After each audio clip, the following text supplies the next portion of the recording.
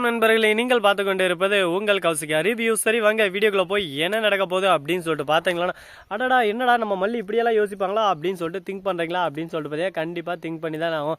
நம்ம மல்லி வெண்பாவை பற்றி அவ்வளோதான், விஜயை பற்றி ஒரு 2 பேரை பற்றி யோசிக்கக்கூடாது. ஏன்னா நம்ம அண்ணன் அப்படியே சும்மா ஒரு வேறு லெவலில் ஒரு பக்கம் சம்பவம் செஞ்சுட்டாரு. இதுக்கு மேலே நம்ம யோசிச்சோம்னா நம்ம அண்ணன் எதனா பண்ணாலும் பண்ணுற வரைக்கும் இருக்க பையனாட்டம்.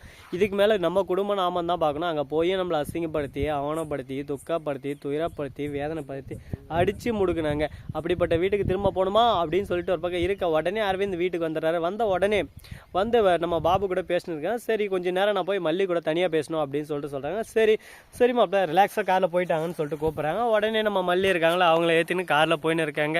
ஆஹா என்ன ஒரு சுதந்திரம் அப்படின்னு சொல்லிட்டு சுதந்திர காற்றை வாங்கிட்டு போயின்னு இருக்காங்க. மல்லி அவங்கள பற்றி எல்லாத்தையும் சொல்லுவாங்களான்னு சொல்லிட்டு எதிர்பார்க்குறாரு. அதே மாதிரி எல்லாத்தையும் சொல்கிறாரு. நடந்தது, வந்த கதை, சோக கதை, சொந்த கதை, இந்த மாதிரி இங்கே இருந்தால் இந்த மாதிரி தான் அவரை லவ் பண்ணேன், ஆனால் அவருக்கு என்ன பிடிக்கல அப்படி இப்படின்னு சொல்லிட்டு எல்லாத்தையும் சொல்லிட்டு போகிறாங்க.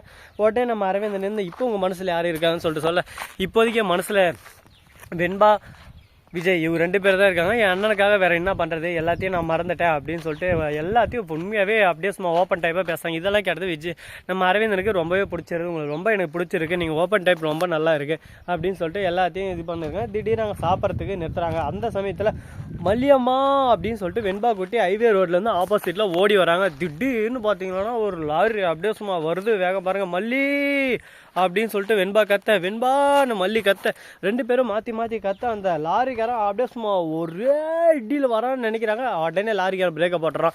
உடனே வெண்பா குட்டி அங்கேயே பயந்து உட்காந்துறாங்க. ஓடி போய் மெல்லி தூக்கிட்டு ஐயோ உனக்கு எதுவும் ஆகலையா அப்படின்னு சொல்லிட்டு அதறாங்க, அலறாங்க, கலறாங்க. நீ எப்படி இங்கே வந்த, எங்கள் அப்பா அப்படின்னு சொல்லிட்டு கேட்க, நீங்கள் வரவேலம்மா, உங்களை தேடி நான் வந்துட்டேன், நீங்கள் இல்லாத உலகத்தில் நான் வாழ மாட்டேன், அதனால தான் உங்களை தேடின்னு வந்தேன் அப்படின்னு சொல்லிட்டு கதறியாதுன்னு சொல்கிறாங்க. இந்த மாதிரி லூசுத்தனமெல்லாம் பண்ணாத அப்படின்னு சொல்லிட்டு அவங்கள கூட்டின்னு போயிட்டு காரில் உட்காந்து அரவிந்த் யாருன்னு கேட்க, உடனே இந்தாங்காட்டி உங்களுக்கு கதை சொல்லணுதுன்னே கதை. அந்த கதையில் மெயின் எனக்கு பிடிச்ச அன்பான மகள் இவ தான் அப்படின்னு சொல்லிட்டு என்னோட மகள் அப்படின்னு சொல்லிட்டு சொல்கிறாங்க. இவங்க யார் அப்படின்னு சொல்லிட்டு கேட்க, உடனே இவங்க ஃப்ரெண்டு அப்படின்னு சொல்லிட்டு சாதாரணமாக சொல்லிட்டு சரி வீட்டுக்கு போகலாமான்னு சொல்லிட்டு வீட்டுக்கு போகிறாங்க.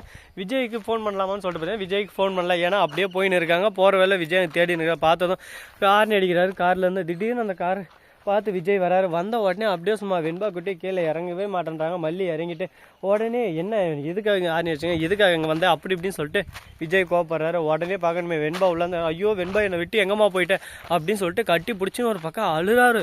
அப்படியே ஓன்னு ஒப்பாரி வைக்கிறாரு மனுஷன். அதை பார்க்கும்போது நமக்கு ஒரு பக்கம் என்னடா அது இந்த அளவுக்கு ஒரு மனுஷன் அழுவானான்னு சொல்லிட்டு இவரை எடுத்துக்காட்டாக வச்சு பார்க்கலாங்க. அந்த அளவுக்கு அழுறாரு. உடனே அழுந்துட்டு ஒரு வார்த்தையும் சொல்கிறாரு, இதுக்கு மேலே இந்த மாதிரி பண்ணாத, உன் அப்பா அதுக்கப்புறம் நான் உயிரோடே இருக்க மாட்டேன் அப்படின்னு சொல்லிட்டு சொல்கிறாரு. இதெல்லாம் கேட்டதான் என்னப்பா இப்படியெல்லாம் பேசுகிறீங்க, இப்படியெல்லாம் பேசாதீங்கப்பா, என் மனசு கஷ்டமாக இருக்குது அப்படின்னு சொல்லிட்டு 2 பேரும் மாறி மாறி அழுதுன்னு இருக்காங்க.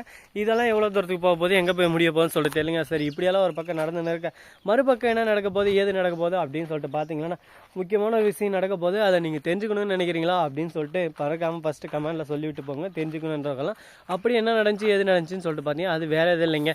நம்ம சேனலை சப்ஸ்கிரைப் பண்ண நண்பர்கள் சப்ஸ்கிரைப் பண்ணுங்கள், லைக் பண்ணுங்கள், ஷேர் பண்ணுங்கள், டிண்டிங் பெல்லை தட்டி விட்டு போங்க.